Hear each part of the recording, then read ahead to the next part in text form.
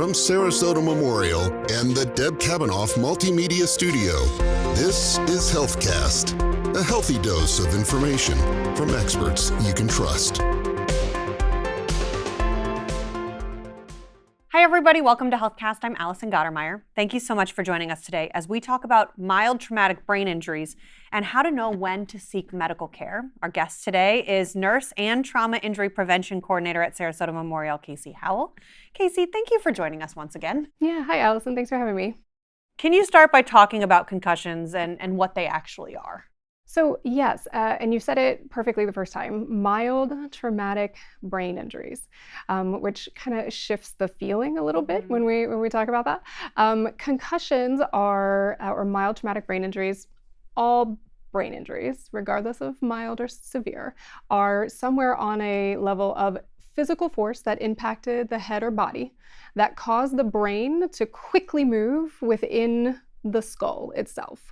So kind of that squishy brain tissue hitting up against the inside of the hard skull, and creating essentially what we would kind of correlate to like a bruise on the brain tissue itself. What typically causes a concussion? Is it always direct hit to the head? It doesn't have to be a direct hit to the head, anywhere on the body, or even an indirect force that then causes the body to fall or be thrown or strike against typically another harder surface.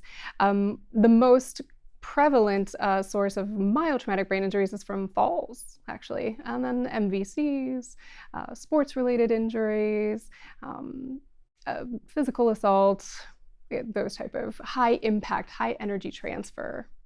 Who's most at risk for concussions? So falls being number one, that puts us with the young children and older adults. Okay. And then followed by athletes, high-level athletes with high contact sports. What are the most effective ways to prevent concussions? Oh, yeah, good. Prevention is key, obviously. Helmets are a appropriate to the activity related helmet that fits properly and worn appropriately every time is the absolute best gold standard for brain injury prevention. What are the most common signs and symptoms of a concussion that parents or friends can be on the lookout for? So there's a lot of them, and some of them are kind of vague and nondescript, but it's important to take a look at the symptoms that initially present and how the initial injury unfolds, because there are some timing related things that would escalate your level of concern anytime you have a true positive loss of consciousness after an injury. That should be an immediate, like, oh, there's definitely potential here for some level of traumatic brain injury. But otherwise, nausea, vomiting, headache, mood changes, sensitivity to light, difficulty sleeping, vision changes sometimes, what's often described as like brain fog or difficulty concentrating, balance issues a little bit, and sometimes intensely up to progressively worsening symptoms, which would be a problem. But there's a range, and it's going to be directly related to the impact and the individual. Are there symptoms which often get ignored or mistaken for something else? Sure. Again, like some of those being vague and nondescript can be, am I looking at a teenage football player who has suffered a mild traumatic brain injury, or am I dealing with a teenager that needs a snack and some Tylenol for a headache and a nap and is stressed and just a overall teenager? The mood swings or, things that could be attributed to other life stressors and events. Same thing with older adults, which can be real tricky as a loved one, caregiver, just friend of an older adult who may have been experiencing some levels of confusion or early stages of dementia, or recently had a urinary tract infection, which can present in older adults with mood changes, memory changes, balance changes, all kinds of those overlapping symptoms. So am I looking at my older neighbor who fell last week and is now exhibiting signs of a more serious injury, or has she been confused for a little while and it's naturally progressing and getting worse? Is that UTI back? Are the vision changes normal and related to another maybe underlying problem. So it can be a little tricky. Definitely. Will symptoms always be pretty instantaneous after the fall or traumatic injury, or can they set in days and weeks later? Yeah, no, there is no definitive when we talk about always or never in medicine in general, but especially when we look at traumatic injuries where the health and strength of the person comes into play, as well as the force of the actual impact. So a more intense or more severe level of injury will present with more symptoms immediately, typically, but you can still have underlying injury that can be mild up to moderate, that those symptoms really don't show themselves in a concerning way for hours, days, and even the lingering symptoms, even if they're not progressing into worse, but just the ongoing symptom management lasts weeks sometimes. Are concussions different in children versus adults? Do the signs and symptoms display differently? Yeah, so the injury is the same as far as the typical mechanisms and how that physiologically impacts our structures and our system. The way it's displayed can often change in children, especially the age and ability of the child to communicate and articulate how they're feeling. And that's important when we look at any illness in children, but a lot of times in that small or younger child who is not able to articulate quite as definitively as an adult about their symptoms, that will often present as emotional displays or behavioral outbursts. How are concussions treated, and what does recovery typically look like? So treatment, management after mild traumatic brain injuries is primarily focused on rest and recovery and recuperation, physical rest and cognitive rest as well. All right, so when you say treatment is rest, what does that look like? Is it sleeping all day? What is rest? It might be, or it might be more sleep. A lot of times sleep disturbances are common symptoms after an injury, so that critical sleep is sometimes elusive and difficult to find. So you might find people that are sleeping more or not able to sleep as well. But I do want to prioritize good sleep, so practicing good sleep hygiene. And so rest, obviously, in the physical sense means like no high impact or high contact sports or activities. I want to be gracious and kind to myself during that time, and cognitive rest. All right, so cognitive rest is a critical part of this element, especially in the first 48 hours after the injury, and then a slow return of cognitive exertion, we'll call it, should occur as tolerated by the patient and as directed by the physician. But sometimes we think about rest in a sick kid, especially as they're in bed all day, but they're watching TV, they're playing video games, they're scrolling their phone or tablet. And that's cognitively very draining on the brain. So cognitive rest means no homework, no mentally taxing abilities, no reading for long periods of time, no doom scrolling on the phone or tablet, no video games. So especially, again, critically in those first 48 hours, and then adding back in a little bit here and there. Why is that so important? So when we rest, we are giving our brain a chance to kind of redirect its metabolic energy into recovery and repair.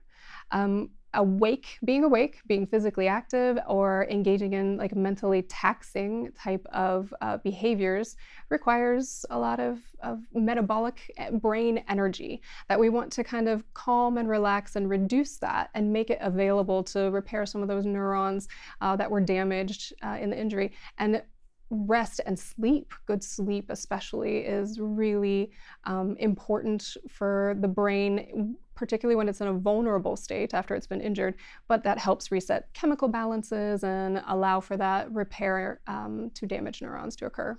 So while the injuries themselves aren't that different, how does the treatment differ for kids versus adults for these concussions? So the treatment doesn't differ much either. The priorities are still physical rest, cognitive rest, good sleep as best as we can. we're just more conservative with children. Their brains are still developing, so they're already at a slightly more vulnerable state even prior to injury. So then after incurring the injury, we give them longer. They need longer to heal and recover, and especially really active kids. That they are looking to get back into the game. They don't want to miss the season. They want to play at the homecoming game, right? They've been looking forward to that. So having physician-led and structured return to play protocols in place are important, especially in our youth and athletes that are high risk for incurring repeated injuries. So children may need up to twice as long to be completely symptom-free and fully recovered as adults. So it will vary a lot by individual, but it should be something that's being monitored appropriately by a physician. What happens if a concussion isn't treated properly?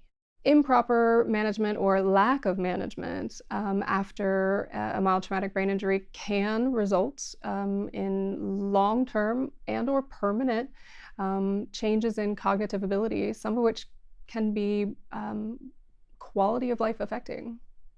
What is second impact syndrome? Oh, second impact syndrome, that's scary.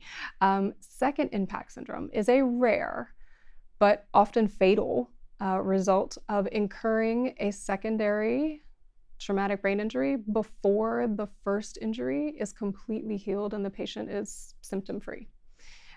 So oftentimes individuals who have suffered second impact syndrome are almost always left with some level of disability, but fatality is high in that population, and it's often from a minor blow. The second impact is usually not documented as being a massive injury or transfer of force. It's oftentimes even just sometimes a minor blow, but in that time period of critical recovery. Yet another reason to make sure you're home, resting, and safe. Exactly. What symptoms are considered red flags requiring immediate attention? So positive loss of consciousness at the time of the injury, however brief it may be, that can be that's one of the first opportunities to say, ooh, how hard were they hit? How bad is this injury potentially? So if you took that force hard enough to cause a loss of consciousness, that absolutely warrants getting evaluated and getting some emergent medical treatment, even if no other symptoms persist other than soreness or a headache. But especially when it's going to be accompanied by nausea and vomiting, especially repeated vomiting, multiple episodes of vomiting, especially soon after the injury or up in the first few hours even. Visual changes, severe or progressive headache that's just getting a little bit worse or not subsiding in any way. Balance changes, right? Alteration in gait. That's especially in those first hours after that injury. Those are all signs that there's certainly the potential for there to be a more serious underlying injury. So where should they go to seek medical care? Is this urgent care, ER, their primary care if it's during work hours? Where should someone go? So I want you to seek treatment, right? So I want you to go to the place that you're most likely to follow through with that plan. Urgent cares and emergency departments are going to be the most available and well-equipped, especially after office hours and weekends and holidays. But you want to seek treatment someplace where they have a highly trained medical staff and the availability to have diagnostic imaging performed should that be determined appropriate in your care. Now, if someone hasn't lost consciousness, if they're not having that nausea, but a parent or a loved one suspects a mild concussion, there are all kinds of rumors of how you're supposed to treat that person. What is real? How do you take care of them at home? Right. So one, you seek medical evaluation, right? Okay. Even if you're on the fence about it, better safe than sorry, right? Okay. There's an overarching concept there. And that presentation of those symptoms and those warning signs is different in everybody. That might look very different in a small child versus a teen or a middle-aged adult. And you don't have to have all of the warning sign symptoms in order to warrant seeking treatment. Just one of them is enough. Everyone will present differently. So if there's a level of genuine concern, err on the side of caution and seek treatment and evaluation for sure. The thing that we talk about that I think that everybody kind of relates to and I'll call it an old wives' tale for lack of a better term, is that like you never let somebody with a concussion go to sleep, right? Like don't let them fall asleep. I think we've all heard that. And so I still encounter a lot of parents that are anxious and worried about their child, and we show up to the emergency room and they're usually very quick to tell me like, I made sure to keep them awake all the way here, right? And because they didn't want them to fall asleep. And I understand that the act of sleeping is not going to evolve or worsen the actual injury. The reason that we're concerned about people falling asleep very soon after a head injury is that it obscures my ability to assess for those progressive symptoms. You can't tell me that you're nauseated when you're sleeping. You can't tell me that your vision has changed when you're asleep. You can't tell me that your headache is getting progressively worse. I'm not watching you walk and see that you're stumbling or falling. You're asleep. So if you sleep and you take a good nap, or you sleep for an extended period of time, the risk is then at the end of that time period, how bad is it now? And if I had seen those symptoms earlier on, would I have been more aggressive about seeking treatment or prioritizing what type of treatment we were going to seek and where we were going to go? So that's something that especially to the parents that are, really worried and they're on the way to the emergency department, but they're really focused on making sure that kid in the car seat doesn't fall asleep. It's okay. Let him sleep in the car. You've already made the decision to show up and seek emergency medical treatment. Right. So really the staying awake is for a more mild or questioning. You're making sure they're not displaying the symptoms. Right. I want them to be awake long enough to have the opportunity to observe and monitor them. Great. What's the takeaway that people of all ages should remember about concussions? Prevention is key. Absolutely. Prevention, right? I can't undo the injury once it's occurred. Anytime there is an injury that has the potential to result in that mild traumatic brain injury, if you're concerned about it, if there's some symptom or something just doesn't feel right, please seek treatment at that time, right? That's our greatest window of opportunity to intervene on more serious injuries and to make sure that you have the knowledge and information that you need to help manage those symptoms at home and how to properly help that person through recovery and healing for sure. Casey Howell, thank you so much as always for answering our questions today. Thanks, it's my pleasure. If you liked this episode of HealthCasts, please like and comment, and visit smh.com/podcast to listen to more experts like Casey talking about health issues which matter to you. As always, we encourage everyone in our community to visit smh.com to get the latest from Sarasota Memorial. Have a great day.